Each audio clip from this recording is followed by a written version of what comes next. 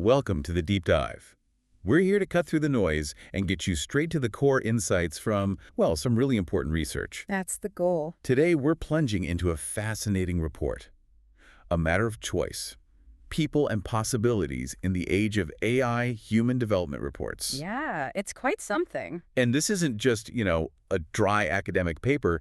It's packed with insights about how AI is reshaping our world. Absolutely. And maybe more importantly, how we can shape its future. It's a really timely deep dive, I think. The report's mission, it isn't really to predict AI's future perfectly. Right. It's more about understanding the choices we can make, to ensure AI genuinely works for people. Every human development report is sort of a voyage of discovery, exploring how we handle big challenges, new opportunities. And AI is definitely both. Oh, for sure. This journey was especially challenging, just given how fast AI is changing. There's so much uncertainty about its real impact on people's lives. Yeah. So the report frames AI as a critical inflection point for human development. It tries to cut through the hype, the fear. It's beyond the headlines. Exactly. And acknowledges that deep uncertainty. And that's really our mission today, too, isn't it? To distill the key takeaways from all this research. Yep.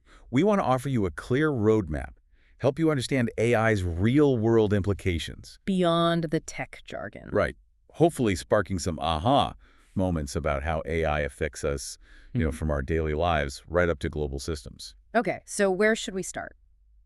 Okay, let's maybe unpack this by looking at how AI itself has evolved. Good idea. Think way back. The earliest computational devices. They were purpose-built, good for just one thing. Like a calculator, essentially. Pretty much. Yeah. Then came classical programming. You get programmable computers. They can handle lots of different tasks. But still needing a lot of human effort for each new job. Exactly. Then machine learning arrives, and that really changes the game. Machines start learning from data. Image recognition, things like that. Right. But now, generative AI, and this is where it gets really interesting. The range of tasks these machines can do, their generality, is just exploded. While the human effort needed has sort of plummeted. Yeah. Exactly. And what we're seeing, it's not just a straight line forward. It's more like distinct stages, qualitative shifts. Yeah. So classical programming, like you said, it automated routine stuff like a spreadsheet doing calculations. Right. And that digital transformation, it actually created a lot of new jobs, software developers, for example. But it also brought in this bias towards automation, changing which skills were most valuable. Then, maybe around the 90s, machine learning really takes off. Systems learning from data, doing complex tasks really well, like spotting suspicious bits in X-rays. Useful. Very. And now, generative AI. That includes large language models, LLMs, you hear about them all the time. ChatGPT and the like. Those are the ones, powerful AIs that generate text, even code, from just a simple prompt. They learn from these huge data sets, text, video, images, sound. The scale is incredible. It is. And their generality is so wide now, they can draft documents, write code, all from natural language. So the big question the report asks is this just like faster automation? More of the same? And the answer seems to be a definite no. It's creating a qualitatively distinct landscape for automation. How so? Well, for example, the kinds of jobs easily done by robots often aren't the same ones affected by large language models. It suggests a different kind of impact. So it's not just faster automation, it's a fundamental rethink. That's the idea. And the report argues something interesting.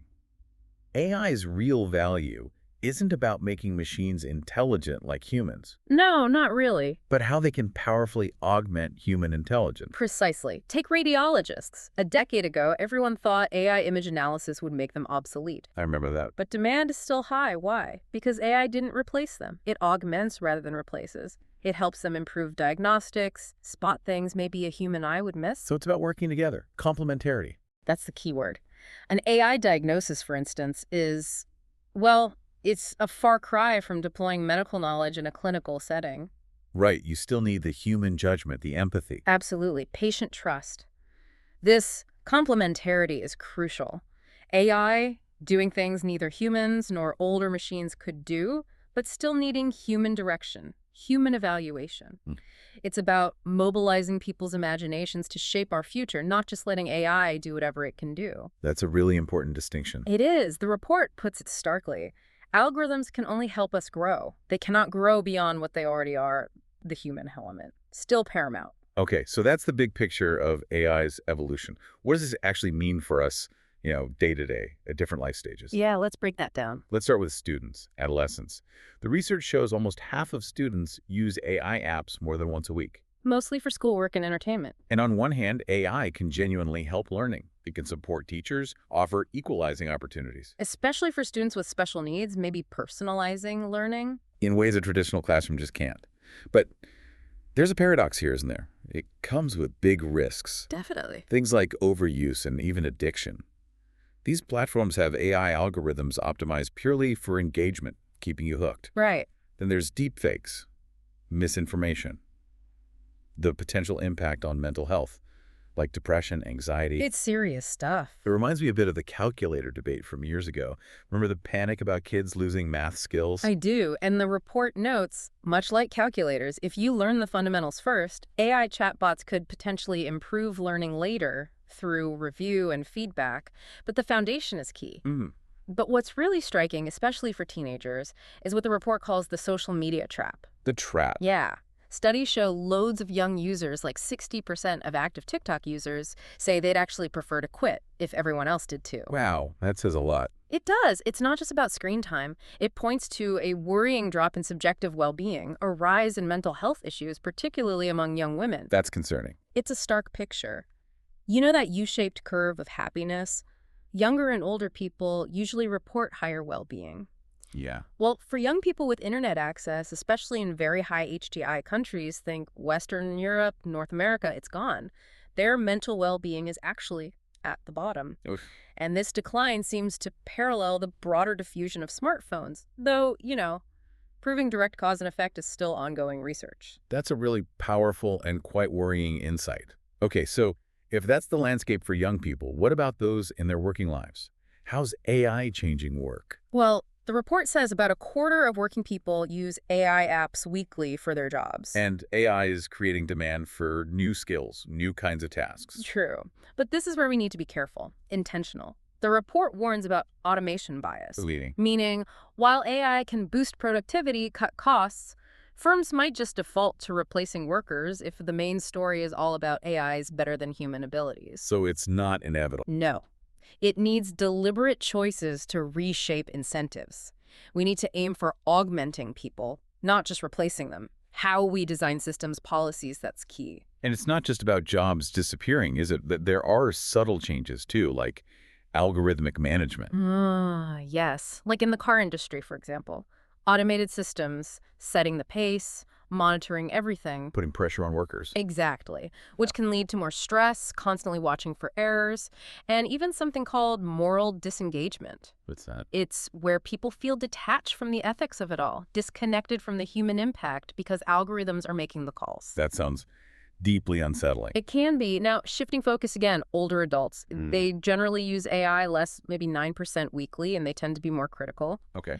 But here's an interesting twist. Those older adults who do use the internet, they're often found to be less distressed than younger ones compared to the general internet-using population. Right. They seem to get the benefits, social connection, telehealth, maybe without the same vulnerability to addictive features that younger people experience, perhaps because brain development is complete.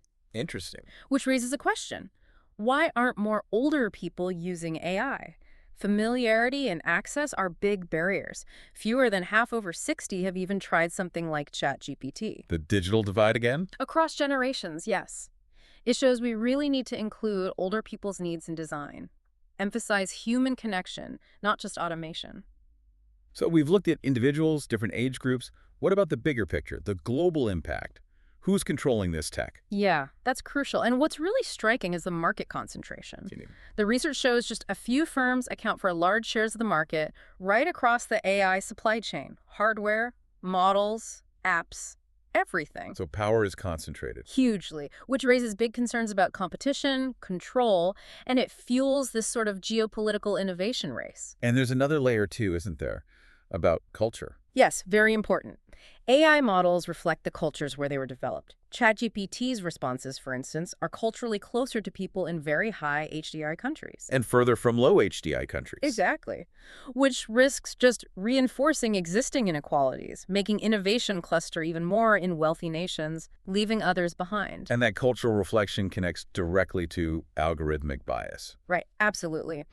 Because AI learns from human data, it can unintentionally reproduce and amplify social biases and inequalities. Even if developers try to fix it. Even with alignment techniques, it's incredibly hard to eliminate those biases, especially the implicit ones hidden in the data. Systematic errors creep in, leading to unfair outcomes. Which makes you wonder how much real choice, how much agency we have. Especially with those take it or leave it terms of service. That's a huge point about diminished agency. Think about social media recommendations. They're often optimized to keep users engaged, not necessarily to reflect what users actually prefer. So they're shaping our choices. Potentially curtailing them, yes.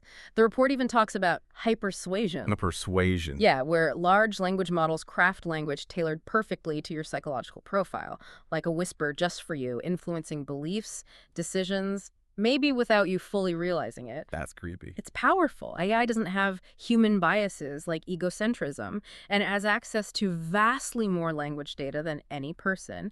Its ability to structure unstructured data means its responses can be incredibly persuasive. And these deep inequalities get worse because of the basic digital divide, too. Exactly. The report points out that multidimensionally poor people with little education lack access to the internet, so they're doubly disadvantaged.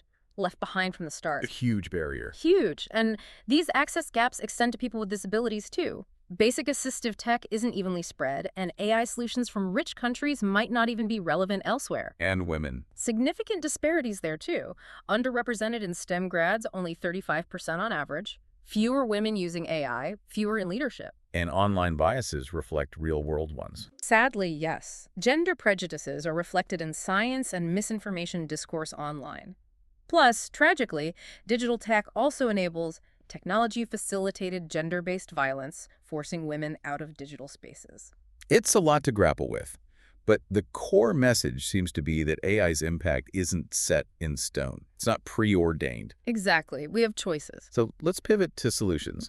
How do we make AI work for people? How do we steer it towards genuine human development? Okay. The report really stresses that AI's best potential is in augmenting human intelligence, remember, not replacing it. Right. So achieving that means serious investment in infrastructure, workforce training, and inclusive digital ecosystems. What does that look like? Imagine publicly accessible AI infrastructure, shared computing power, open source models, public data sets, things that could democratize AI development around the world. Level the playing field a bit. Hopefully. But underpinning all of this, universal and meaningful connectivity. More than just internet cables. Much more. It's about a safe, enriching, productive online experience for everyone, affordably. Otherwise, we risk this multi-speed digital world where only some benefit. And it's also about empowering people, institutions. The report has this 3 I's framework. Yes. Invest, inform, and include. So for students. Invest in digital access, AI in classrooms. Inform them about biases, protect creativity, include responsible AI use in the curriculum. And for workers. Worker inclusion and influence in workplace AI governance.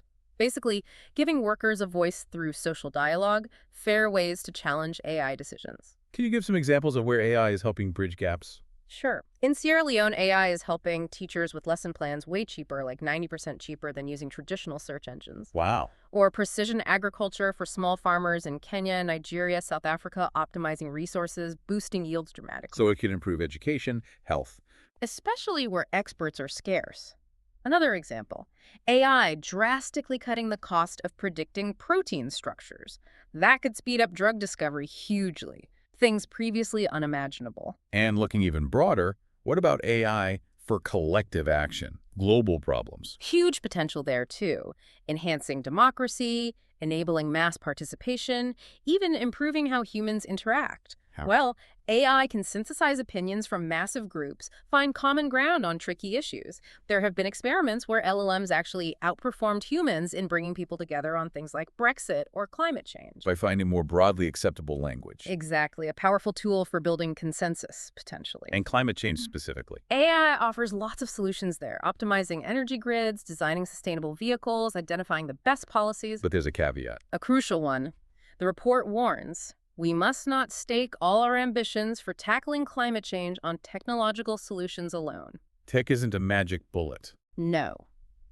Political action, collective, well, they have to go hand in hand with the tech. Otherwise, we just keep relying on tools without fixing the underlying problems. Okay, so as we wrap up this deep dive, it feels overwhelmingly clear that AI is this massive force. A transformative, yeah. But its path isn't fixed. It really is, like the title says, a matter of choice.